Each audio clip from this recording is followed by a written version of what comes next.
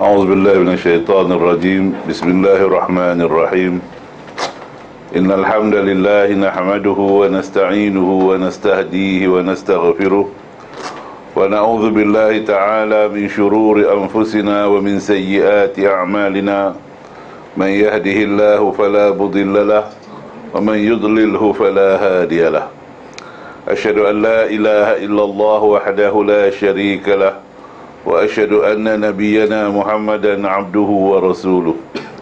اللهم انفعنا بما علمتنا وعلمنا ما ينفعنا وزدنا علما. سبحانك لا علم لنا إلا ما علمتنا إنك أنت العليم الحكيم. اللهم آمين. Baik, ini kita sambung tentang arkanul ibadah.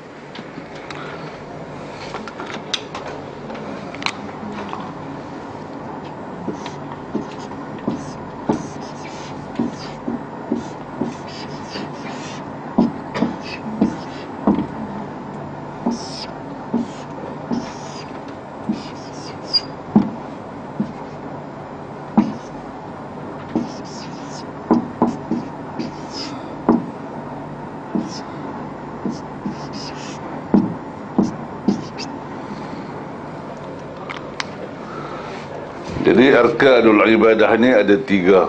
Rukun ibadah ada tiga. Yang pertamanya hub, iaitu kasih, dan telah kita bincangkan pada pelajaran yang lepas. Hari ini kita masuk pula pada rukun yang kedua, iaitu rasa takut. Takutkan azab Allah. Jadi tiap-tiap ibadat yang kita lakukan ini mesti ada perasaan takut pada azab Allah. Kerana setiap amal yang kita lakukan ini akan dihisap oleh Allah Subhanahu wa ta'ala. Dalam surah 99 ayat 7 dan 8,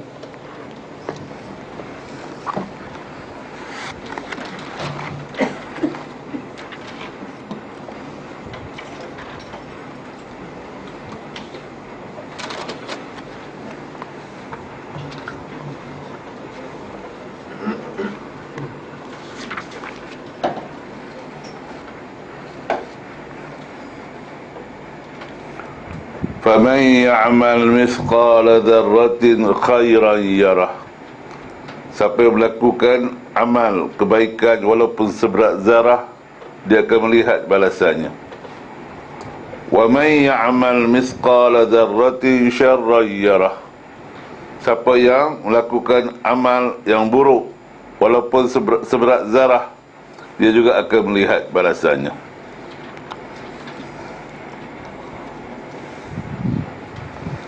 Jadi balasan yang Allah janjikan kepada orang yang beriman ialah syurga, dan balasan bagi orang yang engkar dan mendahakainya ialah neraka. Jadi oleh kerana itu, tiap-tiap amalan yang kita kerjakan yang dikatakan ibadah itu mesti disusuli dengan perasaan selepas rasa kasih kerana ingin keredaan Allah, ada rasa takut kepada azab dan siksaannya. Contohnya bagi kita jamu makan umpamanya. Kenapa kita berjamu makan orang lain? Pertama, nak mengharapkan redha Allah, kerana memberi makan orang miskin, anak yatim dan sebagainya. Di samping itu, untuk lepaskan kita daripada azab Allah di hari akhirat nanti. Cuba lihat dalam surah 76.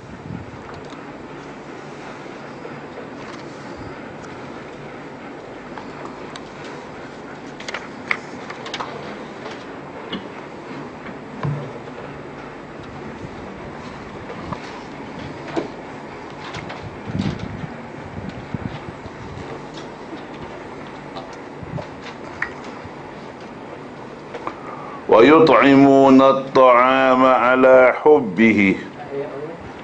Ayat 8 dan 9. Ayat 8, 9 dan 10. Serta 11 juga.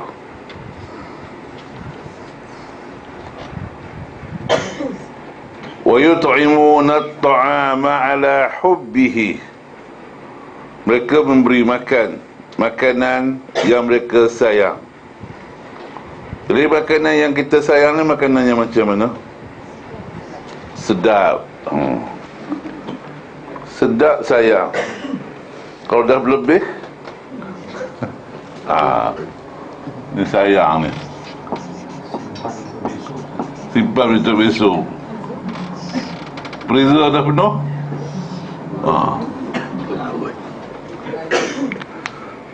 jadi pertamanya sayang ni sedap. Kalau bagi ke orang tak sedap tu, maknanya itu tak ada pahala sebab benda tak sayang. Yang keduanya, halal tentu dah lah, wajib lah tu, tak boleh lah kalau tak halal lah. Jadi yang keduanya,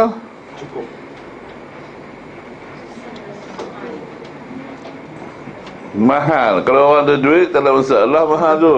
Habis bukan tak ada lah lauk ikan seekor 1000 sama kualiti yang kita makan. Yang apa? Paling kita suka. Dia yang keduanya sedap, bantu sikit. Sikit kita makan pun tak cukup. Kalau bagi kat dia, jawabnya rasa sikit je. Itu baru kata sayang. Kemudian yang ketiganya, kalau sikit pun berlambak kat tepi jalan tu kita boleh beli, tak ada masalah juga. Payah nak dapat. Ni saya bawa balik daripada PG tu. Gitu. Pergi ke sana, sedap ni ikan ni. Bawa balik, kawan pun bakal nak rasa. Kita rasa sayang dan payah nak dapat. Kalau tak dapat ni, bagi dia makan, habislah kita. Barulah payah dapat.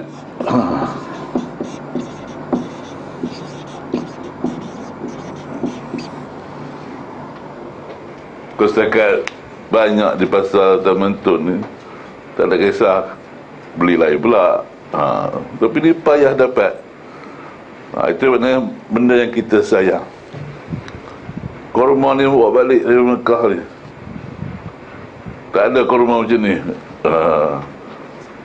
Bagi-bagi ke orang tinggal sebiji tu. Sebiji tu kita dah nak rasa, datang ada tak buah korma ajwah, dia kata. Kita pun nak bagi hak tu sayang ke tak?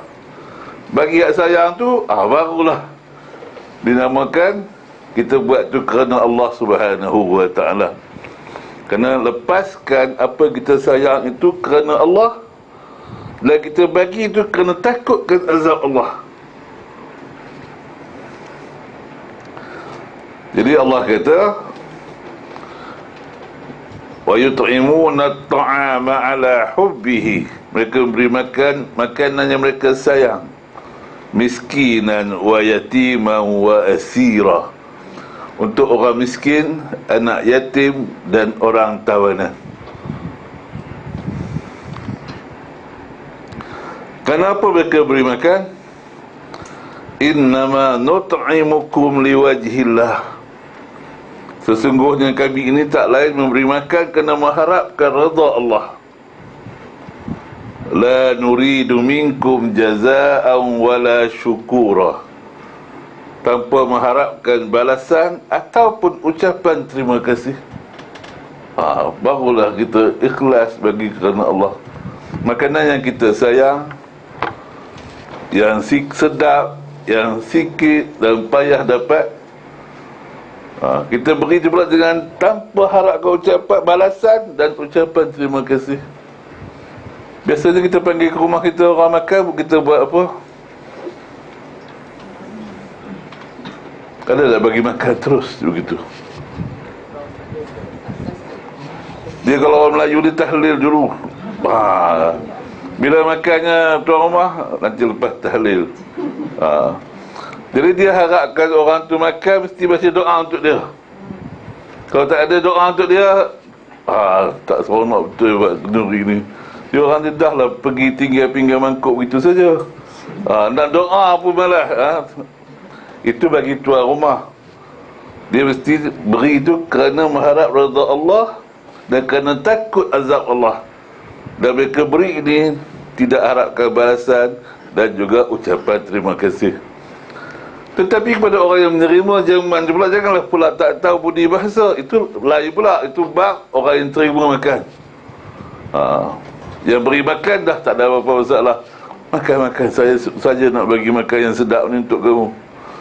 Tapi bagi orang yang terima makan, naklah ia mendoakan tuan rumah. Seperti Nabi ajar.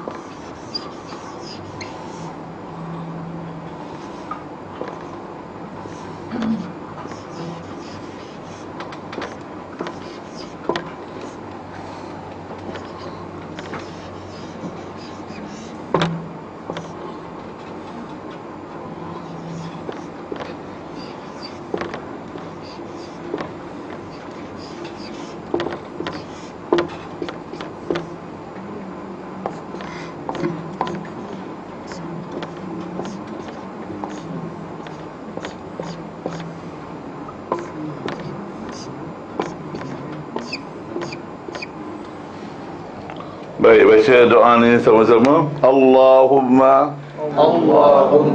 at'im man at'amana wasqi man saqana.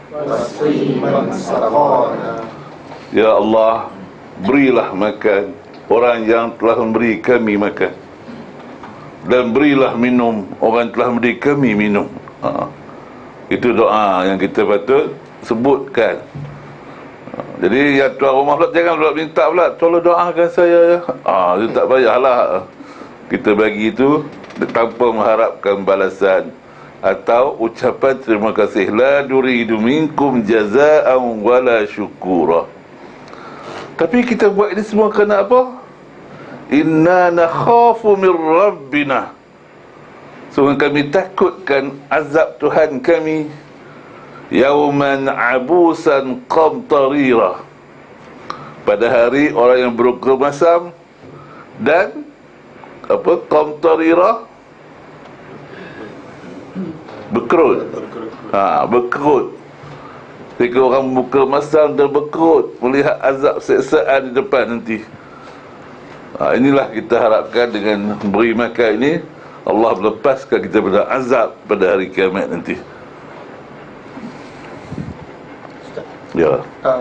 Macam ada setengah masyarakat dia bagi kucing kadang-kadang lepas sisa tu macam mana?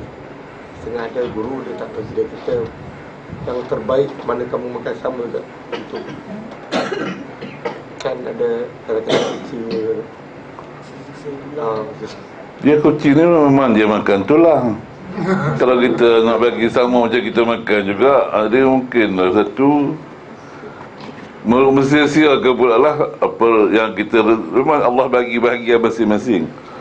Jadi isi dia kita makan, tulang je kucing makan. Dia nak beli pula kejedahak tu seekor khas untuk kucing je. Mungkinlah tak ada upaya gitu. Kucing ni dia memang istimewa Allah jadikan. Itulah dipanggil dalam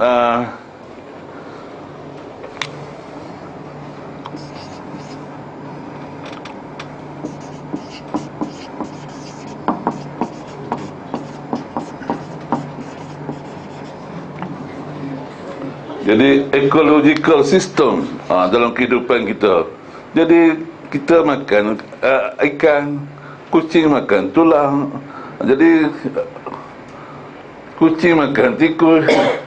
Jadi tak serupa kita makan. Kalau kita nak pula serupa yang kita makan juga. Jadi tak boleh. Just ecological system mesti berlaku macam tu. Jadi bila buang tulang tukang, semut pula urung hak lebih kucing tadi. Jadi semua tu ada guna dalam kehidupan kita. Itulah kehebatan ciptaan Allah Subhanahu wa ta'ala. Nak doa tu nak bagi orang rumah tu dengar atau balik kita doakan macam dua-dua boleh. Terima kasihlah, jazakallahu khairan. Bukan terima kasih, jazakallahu khairan. Terima kasih tak ada apa-apa makna. Jadi Allahumma at'iman. Lagi dah seronok dia tengok. Awak doakan saya, amin. Dia sempat kata macam tu. Kalau di rumah pun tak apa juga. Ya Allah Tuhanku, berilah kepada Tuhan punya rumah makanan jadi keberkatan apa semua pada keluarga dia, harta benda dia. Itu doa kita di sebalik, di belakang, yang tak didengar oleh kawan kita tadi. Doa yang macam tu malaikat pun akan mengaminkannya. Walaka misluh, bagi engkau juga yang seumpamanya. Dia tak tahu, tapi sebab dia tak tahu tu, malaikat tolong aminkan. Itu keistimewaan kita ucapkan di belakang. Dua-duanya baik. Jangan sampai tuan rumah pun kata, dia ni tak tahu budi bahasa langsung. Jadi biarlah kita berpada-pada dalam bermuamalah dia, supaya semua dapat kita rasai nikmatnya persahabatan, nikmatnya kita sebagai saudara seagama ni. Ya.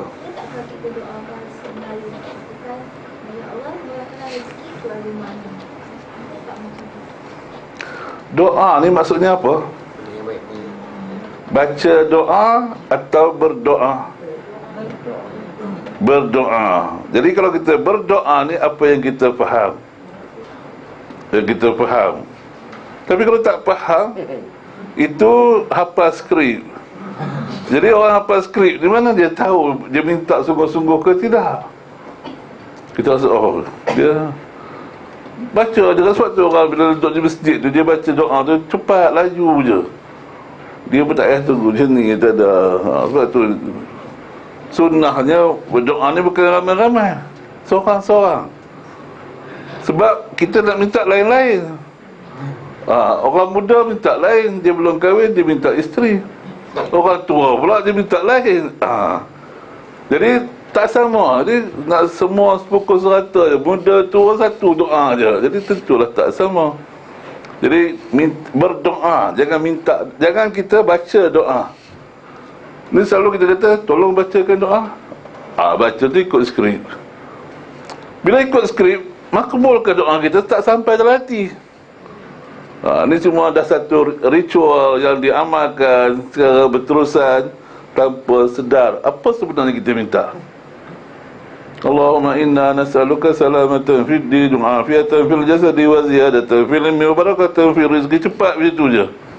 Tapi cuba kita doa masing-masing. Itulah kita minta dengan penuh perhayatan. Ada tak orang baca doa kuat-kuat?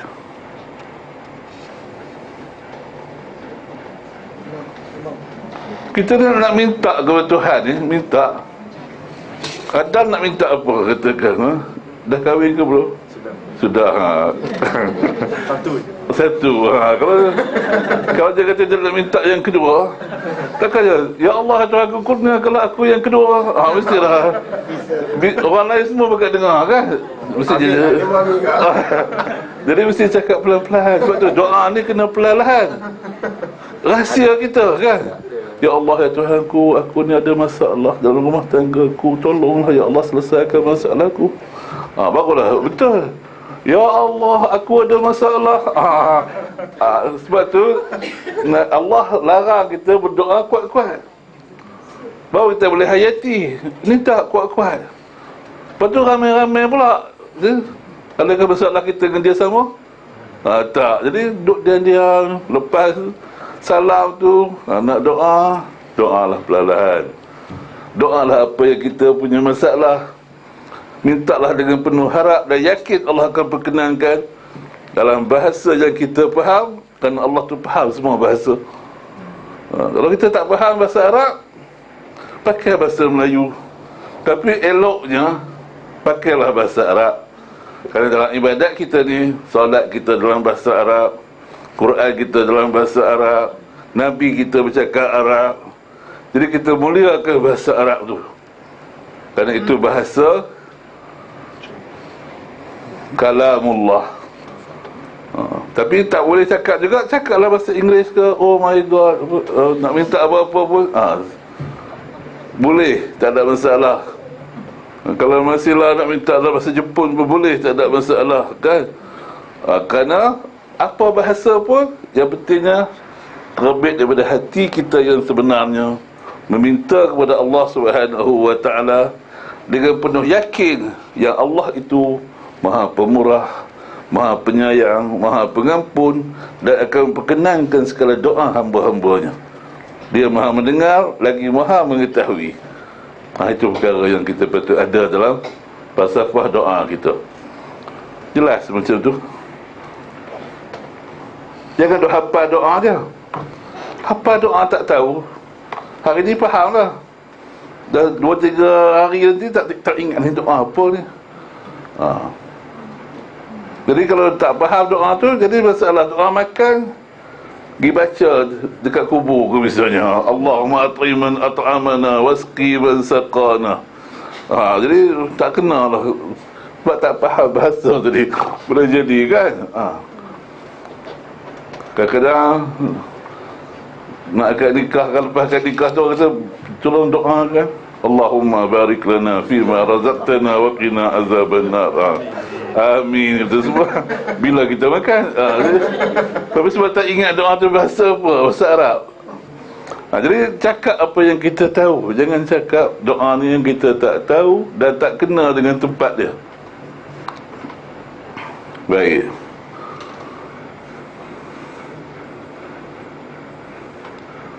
Jadi bagi orang yang demikian, buat kerana Allah, kerana takutkan azab Allah, fawaqahumullahu syarra zalikal yaum. Allah pelihara mereka daripada siksaan pada hari itu. Walaqahum nadratan wa surura. Dia bertemu Allah dalam keadaan berseri-seri mukanya dan penuh rasa gembira. Kenapa? Dapat balasan yang baik daripada Allah Subhanahu wa ta'ala, itu balasan syurga dari sisinya. Jadi amalan ini kita kena lakukan bila? Ketika di dunia ini. Inilah kerja yang kita mesti lakukan ketika di dunia. Jangan tunggu mati. Mati baru jamu. Ramai orang macam tu kan. Bila mati, isteri-isteri semua pakat mengadakan jamuan. Sebab apa jamuan? Seronok suami mati. Jadi sebelum ni suami hidup tak buat jamuan, tapi dah mati baru buat jamuan. Seorang mereka rasa gembira. Alhamdulillah, sudah meninggal suami saya, lepas saya daripada kerenah dan perangai dia. Seolah-olah begitu. Patutnya kita mesti buat masa hidup ni, selalu amalkan kegemaran berbelanja untuk mencari keredaan Allah, supaya selamat daripada azab Allah. Macam contohnya, mari kelas ni berkat bawa seorang satu tupai ke. Tu adalah bawa dah. Bawa tu kira dapat pahala lah. Jadi nak jamu makan kawan-kawan kita macam tu. Satu jalan yang kita buat. Jangan dah mati baru panggil ke rumah. Sebab apa? Nak adakan jamuan kenduri kerana kematian. Itu semua adalah amalan yang bid'ah, yang tak boleh kita lakukan. Siapa yang makan makanan yang macam tu, apa hukumnya? Memakan makanan yang haram. Jadi tak pasal-pasal kita buat perkara yang bid'ah. Memakan makanan upacara bid'ah adalah haram. Kerana apa dituntut pada kita bila matinya seseorang anak Adam itu, apa kita patut buat? Kita yang buatkan makanan untuk dia. Masakkan makanan tu. Jangan bagi makanan mentah tu. Kau suruh dia pula masak. Tapi bila mati dia suruh bawa ikan besar ke apa, nak tolong siang, tolong masak ke dia, waktu dah sedih. Kita yang kena buat makanan tu je. Macam Nabi kata, isna'u li ali Ja'far ta'aman. Buatkan makanan untuk keluarga Ja'far, kerana mereka sekali ditimpa urusan yang menyibukkan, urusan yang menyedihkan. Tak boleh buat amalan ni dah. Hari pertama, hari ketiga, hari ketujuh, hari 40, hari 100, kan menyeksa. Hari ni pun kalau ajak ke rumah pun tak bagi kan. Boleh tak ustaz nak pergi ke rumah? Jangan ustaz, saya sibuk sikit. Tak bagi. Kalau setakat minum air boleh, tapi kalau nak lebih pada tu tak boleh. Tapi bila dah mati, Kena buat kunuri besar-besar. Jadi itu perkara yang mesti kita hindari. Kalau kita buat itu kerana takutkan azab Allah dan mengharapkan keredaan Allah. Sebab itu dalam usaha kita nak menjadikan kita ini takutkan Allah, pertama sekali kita mesti belajar Quran ini sampai faham. Kalau kita tak faham Quran, kita buat satu perkara tak takutkan azab Allah. Kerana yang takutkan Allah ni siapa? Orang yang berilmu. Itu yang takutkan Allah. Orang yang berilmu, yang tahu tentang Quran dan Sunnah ini. Surah 35 ayat 28 ada menyebutkan,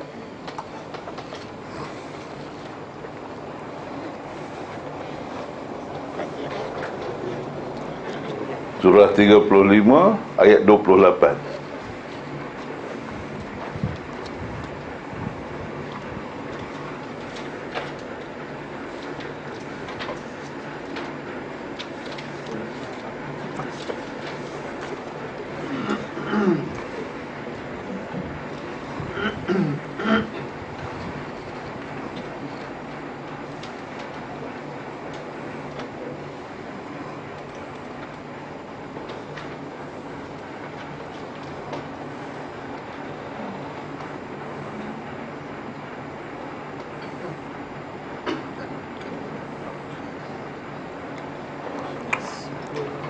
Baik, di tengah-tengah tu ada Allah sebutkan, innama yakhshallaha min ibadihil ulama.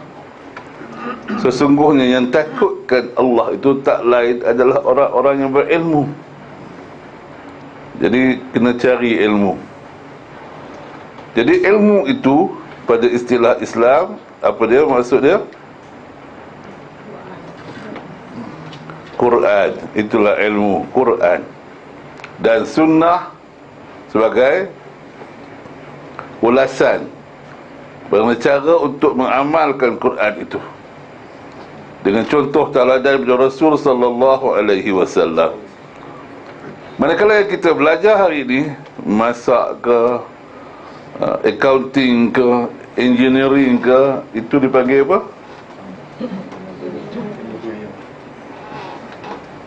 Lain benda itu? Itu dipanggil kemahiran hidup, kemahiran mengatur urusan kita. Macam mana cara nak masak misalnya, itu kemahiran. Kalau tak mahir, daripada pukul 8 pagi sampailah pukul 12 tengah hari masak je. Nak makan 3 udang, 3 jenis lauk je kan. Tapi kalau mahir, boleh makan 1000 orang dalam masa sejam 2 je masak. Sebab ada kemahiran.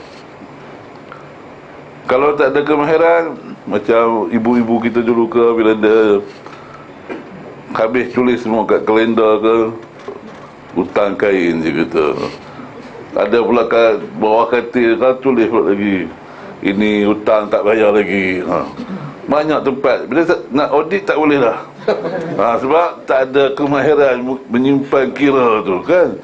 Dia datang ilmu accounting, terus letak atur ni debit, ni kredit, supaya senang nak audit. Begitulah keadaan kemahiran. Jadi itu dinamakan ilmu yang mengatur kemahiran kita. Tapi yang mengatur cara berfikir kita, itulah Quran. Quran ini mengatur cara berfikir. Yang mengatur cara berfikir ini dipanggil ilmu apa? Apa? Ilmu tak pernah masuk sekolah ke apa ke, tak tahu ilmu ni. Apa ilmu apa? Yang mengatur cara berfikir manusia, itu dipanggil ilmu apa? Okay.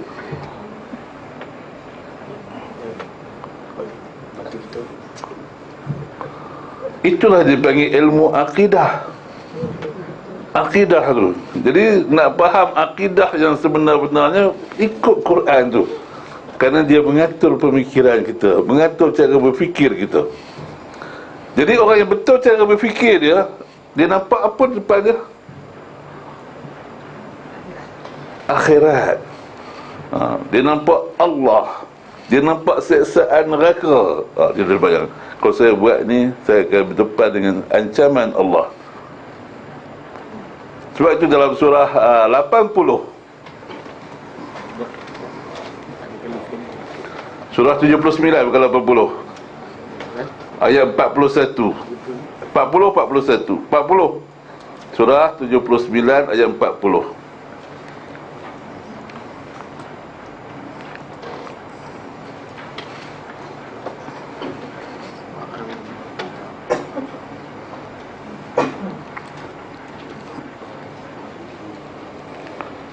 Wa amma man khafa maqama rabbih wa naha an-nafsa 'anil hawa fa innal jannata hiyal ma'wa. Jadi apa terjemahan di situ dia kata?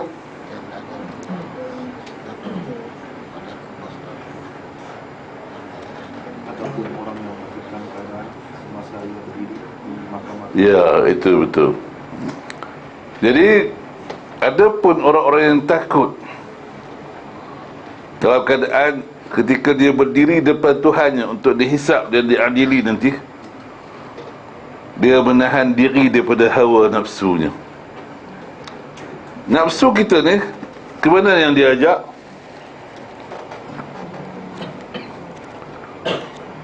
Cuba buka surah 12. Tanda muka surat tadi. Buka surah 12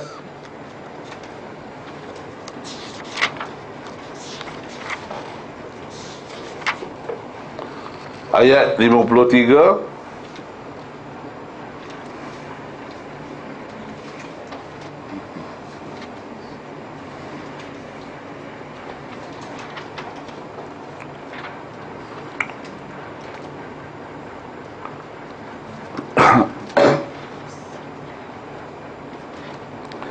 Innan nafsa la'ammaratun bisu illa man rahima rabbi. Sesungguhnya nafsu itu benar-benar mengajak kepada kejahatan, kecuali orang yang Allah beri rahmat. Jadi siapa orang yang Allah beri rahmat?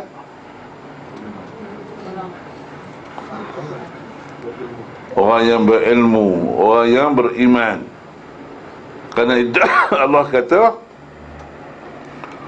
orang yang dapat rahmat ni orang yang mengikut Al-Quran, sebagaimana Nabi sampaikan. Sebab dalam surah 55 ayat 1 dan 2,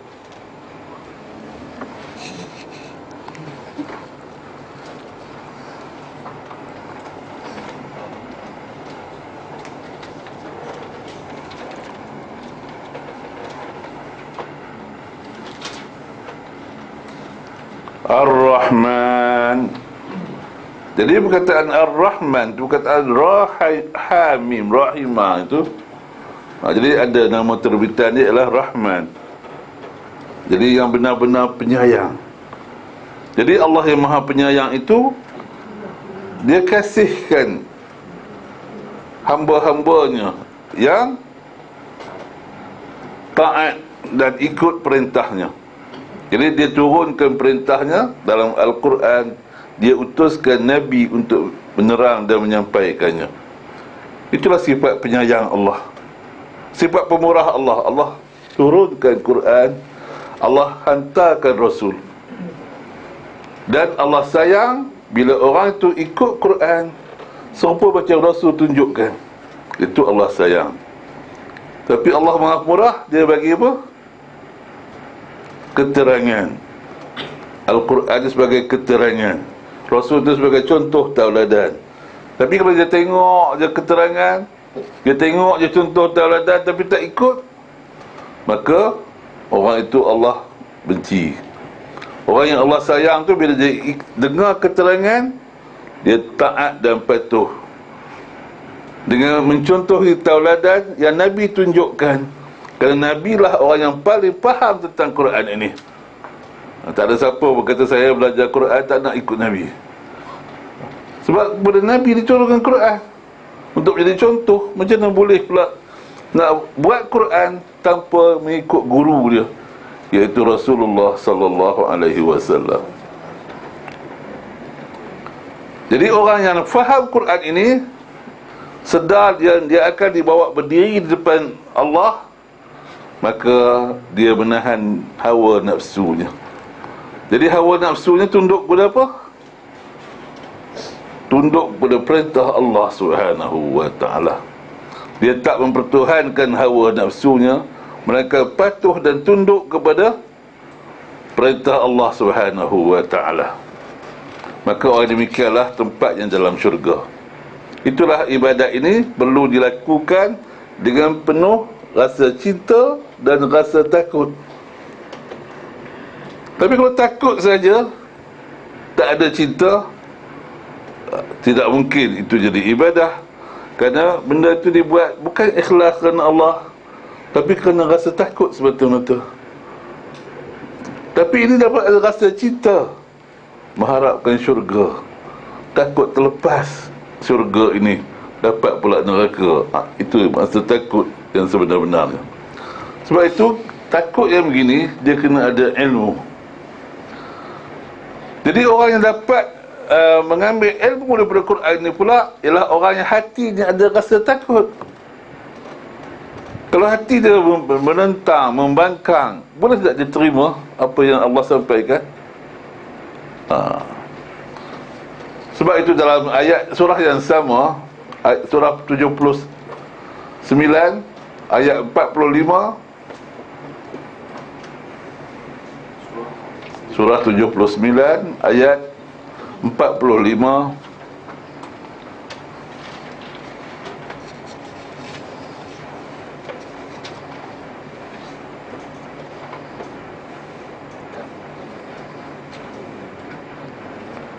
innama anta munziru man yakhshaha, sesungguhnya engkau hanyalah boleh beri peringatan kepada orang yang takutkan hari kiamat itu.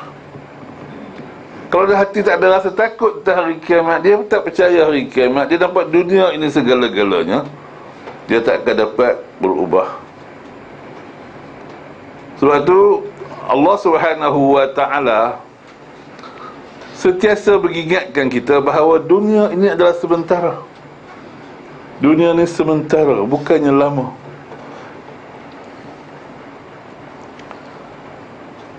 Jadi dalam ayat 46 itu Allah sebutkan ka'annahum yawma yarawnaha lam yalbathu illa 'ashiyatan aw duhaha. Jadi bila mereka dah mati, mereka melihat bahawa kehidupan dunia ini hanyalah sebentar sahaja, seolah-olah satu waktu pada waktu petang ataupun pagi.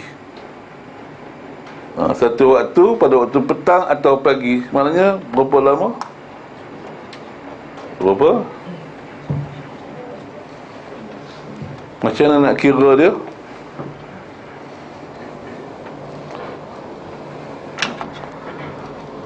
Kita satu hari berapa jam?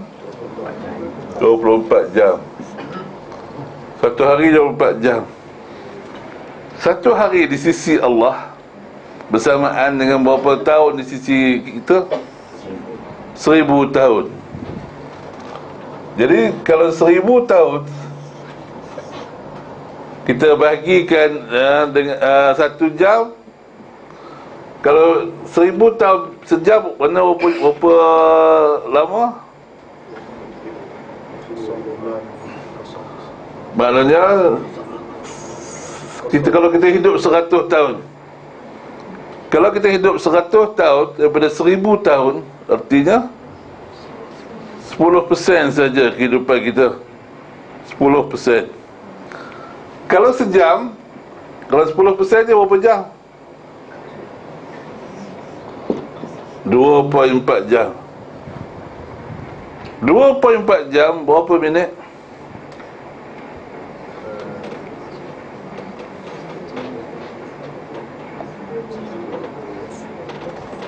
140 Jadi 6 kali 2 12, 120. 6 kali 4 24. Jadi 144 minit. Kalau kita hidup 100 tahun, lama tak? Jadi 2 jam berapa minit? 44 minit. Itu je. 2 jam 24 minit. Kalau kita hidup 100 tahun. Sebab tu tengok, oh sekejap kita hidup. Sebentar di waktu siang ataupun sebentar di waktu petang. Jadi kalau orang yang betul-betul dia sedar bahawa dia akan kembali kepada Allah, ada tak orang yang tak akan kembali kepada Allah? Berapa ramai orang yang dah kembali? Raja pun dah kembali kepada Allah, walaupun dia dapat rawatan doktor pakar yang terbaik daripada seluruh dunia pun. Bukan seorang, beratus orang yang pun mati juga. Yang duduk di atas puncak menara tu pun mati juga. Tak ada pula, sebab rumah saya dia di atas tingkat 30. Di puncak menara tu malaikat maut tak jumpa. Dia tetap akan jumpa. Ataupun kita kata kita ni muda, saya muda lagi, lambat lagi mati. Ramai orang muda dah mati. Ada pula orang tu dah berulang-alik ke hospital dah 10 tahun dah, tak mati-mati lagi. Dia kalau boleh nak mati, tapi tak juga mati. Ada orang tu dah main golf ke, sihat tiap-tiap hari senaman, dia kata nak sihatkan badan. Dia tengok esok mati dah, lemah jantung. Jadi mati ni benda tak boleh kita elak, dan kita tak tahu bila akan datang dia. Jadi bagi orang yang rasa takutkan Tuhan, apa dia buat? Dia relax, dia begitu. Ingatkan mati, ingat mati je. Sedih je, ingat mati je. Jadi macam mana patut buat? Ya, buat amal soleh. Kita datang belajar ni untuk apa? Cari ilmu untuk apa? Beramal tu bila? Sebelum mati. Apa maksud beramal? Kita ni bila Melayu ni, bila kata beramal, duduk atas tiga sejadah. Beli tasbih panjang, saya nak beramal lepas pencin. Mula dah tasbih je kan. Beramal ni kena bekerja. Bekerja untuk meninggikan agama Allah di muka bumi ni. Itu kerja kita. Jadi kalau orang yang belajar tanpa ingin bekerja, itu dipanggil apa? Apa? Syok sendiri. Itu orang gila. Itu. Jadi belajar tanpa bekerja, itu orang gila. Jadi al-ilmu bila amalin, itu namanya junun. Itu maknanya gila. Tapi kalau kita beramal tanpa berilmu, itu maknanya sia-sia. Tak ada apa faedahnya buat kerja, tak ada ilmu. Jadi tiap-tiap orang yang belajar ni, apa sepatutnya dia buat? Share dengan orang lain. Share dengan orang lain dipanggil apa? Kena mengajar orang lain apa yang dia tahu. Kalau dia tak mengajar juga, maknanya dia ni adalah orang gila yang belajar. Sebab tak nak bekerja, tak nak ambil tindakan. Macam orang baca Quran, dia kata saya baca Quran hari-hari tapi tak faham. Boleh tak diterima? Tak boleh. Baca surah Abah pun kena faham. Ini baca Quran pula tak payah faham. Bila dah faham, saya faham dah. Apa patut buat? Bertindak, ubah diri kita. Ubah siapa dulu? Diri kita, jangan nak ubah orang pula. Saya dah faham sekarang, saya nak ubah awak. Awak yang tak betul. Itu jadi masalah, pening kepala lah kita. Sebab apa? Dia tak nak dengar cakap saya. Dia nak dengar saya. Kalau tengok kita tak berubah, kita suruh dia berubah kan? Awak kena baca Quran, faham sekarang ni. Awak kena pergi belajar bahasa Arab. Awak dah daftar ke belajar bahasa Arab? Belum lagi. Awak dah pergi dulu. Macam mana dia nak ikut kita? Jadi sebab itu, orang yang cerdik ni, dia mesti lakukan amalan kerana kasih. Yang kedua, kena takutkan azab Allah. Bila dia takutkan azab Allah, siapa yang patutnya selamat daripada azab neraka tadi? Diri dia sendiri. Kalau bukan orang lain. Senang tak kerja kita? Sebab perubahan itu berlaku, adakah perlu undi majoriti? Tak payah. Saya nak berubah, saya nak minta undi. Siapa setuju saya berubah? Ada tak kita buat begitu? Tak ada. Jadi kerjanya senang. Lepas tu bila kita dah berubah, apa yang kita nak buat lagi? Ajak orang lain. Siapa orang lain tu? Keluarga kita. Kalau kita isteri, suami dan anak-anak kita. Kalau kita suami, isteri dan anak-anak kita. Senang tak kerja dia? Sebab tak payah naik kereta pun sebelah kita je duduk je. Saya terpaksa pula travelling 100 batu lagi. Sebab apa? Tak pergi jumpa orang lain nak ajak dia. Susahlah kerja tu. Ni kalau ajak isteri, anak-anak. Kalau anak-anak tak nak dengar, kita pun senang nak cubit dia, nak pulas telinga ke apa ke. Sebab dia orang yang dekat dengan kita. Tapi kalau cuba orang lain tu, mana boleh? Sebab tu kalau semua kita buat kerja macam tu, bila belajar, mengajar. Mengajar siapa? Diri sendiri. Yang keduanya, keluarga. Bila saya kata mengajar je semua, saya tak boleh. Sebab apa? Dia dah bayar kena pergi ke sekolah, nanti kena masuk kelas, bawa buku ringkasan mengajar, kena mengajar. Oh, itu payahlah. Tapi ajar orang dekat kita, didik mereka dengan baik. Itu kerja orang yang takutkan Tuhan. Sebab semua kita ini diperintahkan oleh Allah Subhanahu wa ta'ala menjaga diri kita dan keluarga kita daripada azab api neraka. Dalam surah 66 ayat 6,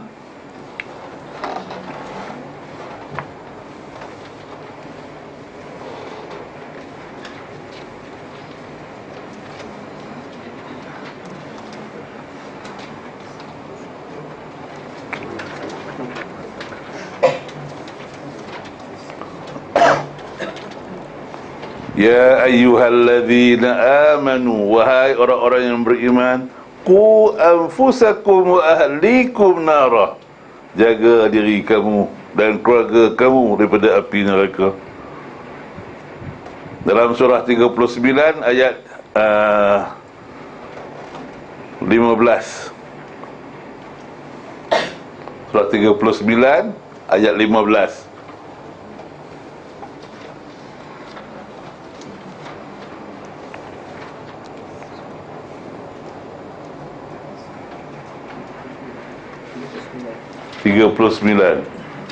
Ayat 15.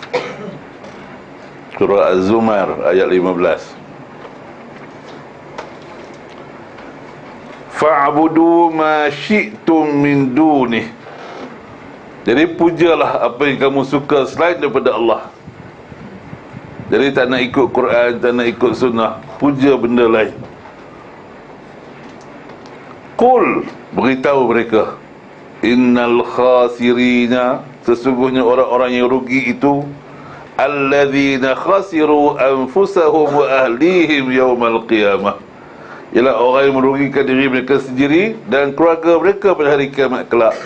Ala, ingatlah, dzalika huwal khusranul mubin, itulah kerugian yang nyata.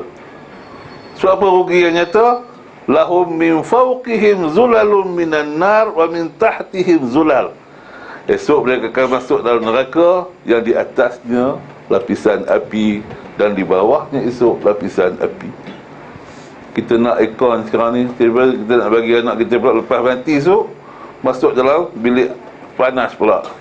Di atasnya api, bawahnya api, masuk oven. Ada kita nak buat begitu? Jadi orang yang bijaksana ini ialah orang yang sentiasa menghitung apakah bekalan dia untuk esok hari. Al-kayyisu man dana nafsahu. Orang yang bijaksana itu ialah orang yang sentiasa menghitung dirinya. Wa amila lima ba'dal maut, dan bekerja untuk bekalan selepas matinya. Baik, insya-Allah setakat ini dulu untuk Pelajaran ini iaitu tentang makna khauf, takutkan azab Allah untuk diri kita, dengan melihara diri kita dan keluarga kita daripada azab neraka. Jadi dengan kembali kepada Al-Quran yang Nabi sampaikan. Aqulu qawli hadza wa astaghfirullah li wa lakum. Allahumma ja'al hadza jama'na jam'an marhuma wa tafarruqana min ba'dihi tafarruqan ma'suma. Allahumma inna na'udzubika minal arba' wa min ilmin la yanfa' wa min qalbin la yakhsha' wa min nafsin la tashba' wa min du'ain la yusma'. Allahumma inna nas'aluka hubbak wa hubba man yuhibbuk wa hubba amalin yuqarribuna hubbak. Allahumma a'inna ala dhikrika wa syukrika wa husni ibadatik. Wa sallallahu ala nabiyyina Muhammadin wa ala alihi wa sahbihi ajma'in. Walhamdulillahi rabbil alamin.